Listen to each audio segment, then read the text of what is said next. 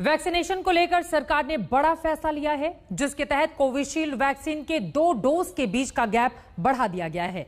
साथ ही कोरोना संक्रमित हो चुके लोगों के वैक्सीनेशन को लेकर अब नए निर्देश जारी किए गए हैं। एक एक करके आपको समझा देते हैं। आप देखिए, कोवैक्सीन की पहली डोज पहले 6 से 8 हफ्ते गैप था, लेकिन अब इसको बढ़ा दिया गया है। 12 से 16 हफ्ते के गैप के बीच आप दूसरा डोज ले पाएंगे। कांग्रेस के नेताओं की टाइमलाइन उठाकर देख लीजिए। सबकी टाइमलाइन पर इसी लैंडसेट का जिक्र है और मोदी को घेरने के लिए हर कोई बहती गंगा में डुबकी लगा रहा है। मगर अब इस लैंडसेट वाले खेल में एक नई बात पता चली है। सॉलिड चाइनीज एंगल सामने आया है।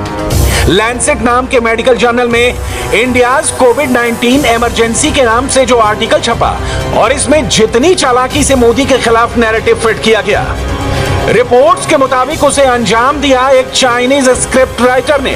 आज की बात की शुरुआत करते हैं आज की अच्छी खबर से। आज वैक्सीन के बारे में मेरे पास 2 बड़ी खबरें हैं, दोनों अच्छी खबरें हैं। पहली खबर यह कि 2.5 महीने बाद हमारे देश में वैक्सीन का फुल स्केल प्रोडक्शन शुरू हो जाएगा। भारत में लोगों को वैक्सीन लगाने के लिए अगस्त से दिसंबर के बीच में वैक्सीन की 216 करोड़ डोजेज अवेलेबल हो जाएंगी। शुरुआत में कोविशील्ड की 2 डोज का अंतर 4 से 6 हफ्ते था। फिर मार्च में केंद्र सरकार ने कोविशील्ड की 2 डोज का अंतर 4 से 8 हफ्ते कर दिया था। 2 डोज के बीच अंतर बढ़ाने की इस वक्त क्या जरूरत पड़ी और यह अंतर बढ़ने से क्या वैक्सीन के प्रभाव पर कोई असर होगा? इन सवालों के जवाब आपको विस्तार से देंगे। हमने इस पर रिसर्च रिपोर्ट तैयार की है। यानी भारत में कोविशील्ड की 2 डोज के बीच गैप बढ़ाने से डबल फायदा होगा। पहला फायदा तो ये होगा कि गैप बढ़ने से वैक्सीन की प्रभावशीलता बढ़ जाएगी और दूसरा फायदा ये होगा कि वैक्सीन की कमी को दूर करने में काफी मदद मिलेगी। और चीन ने ये सब कुछ क्यों किया? क्योंकि वो पूरे विश्व में अपना डंका बजाना चाहता है और जब उसको लगा कि उसके उस राह पर रोड़ा बन रहा है भारत, तो किस तरह से एक सोची समझी साजिश के तहत यहाँ षड्यंत्र किया गया और उसके बाद शुरू हो गया मौतों का सिलसिला। इसके पीछे कौन है?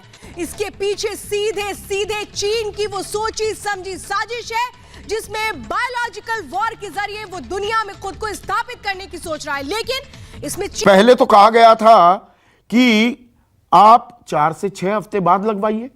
कहा गया था ना, आपको बताया गया, मुझे बताया गया कि पहली जैब लगवाई, फिर उसके 4 से 6 हफ्ते बाद दूसरी लगवाइए, यानी कि महीने सवा महीने बाद। फिर कहा गया नहीं, 6 से 8 हफ्ते में लगवाइए। अब कहा जा रहा है 12 से 16 हफ्ते में लगवाइए। तो जिन्होंने 4 हफ्ते में या 6 हफ्ते में दूसरी डोज लगवा ली, उन्होंने गलत लगवा ली क्या? या अब कोई नई फाइंडिंग आई है, या दरअसल हमारे पास वैक्सीन पर्याप्त मात्रा में, माकूल मात्रा में है ही नहीं?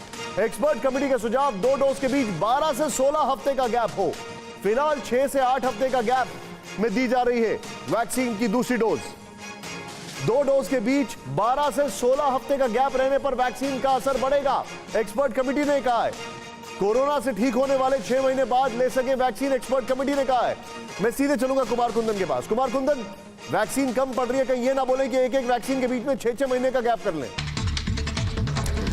नमस्कार, आपके साथ मैं हूं सुचेता कुकरेती और आप देख रहे हैं महाभारत। कोरोना का ये कहर हिंदुस्तान पर टूटा और हिंदुस्तान में किस तरह से मिलकर काम करने की बात कही जा रही है। कोई ऐसा घर नहीं है जो कोरोना के कहर से अछूता है। लेकिन इस बीच जब देश के प्रधानमंत्री नरेंद्र मोदी एक्शन में है, लगातार हर संभव कोशिश कर रहे हैं इस कोरोना पर वार करने का, तो विपक्ष सियासी वार करने में लगा हुआ है। इस कोरोना से मिलकर लड़ेंगे या फिर भिड़कर लड़ेंगे। और इसके तहत अब कोविशील्ड वैक्सीन की 2 डोज के बीच 12 से 16 हफ्ते का अंतर होगा, जो इससे पहले 6 से 8 हफ्ते का हुआ करता था।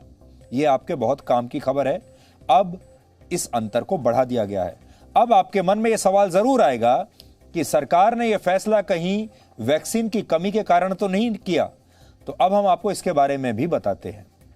वैक्सीन की 2 डोज के बीच कितना अंतर होना चाहिए, यह फैसला सरकार पर नहीं बल्कि वैज्ञानिकों और डॉक्टरों की राय पर निर्भर करता है। सरकार इसमें कुछ नहीं कर सकती। प्रधानमंत्री देर रात तक मीटिंग्स कर रहे हैं, एक एक एक्शन प्लान खुद मॉनिटर कर रहे हैं। ऑक्सीजन और दवाओं की अवेलेबिलिटी से लेकर सप्लाई तक सबकी डिटेल मोदी के पास है।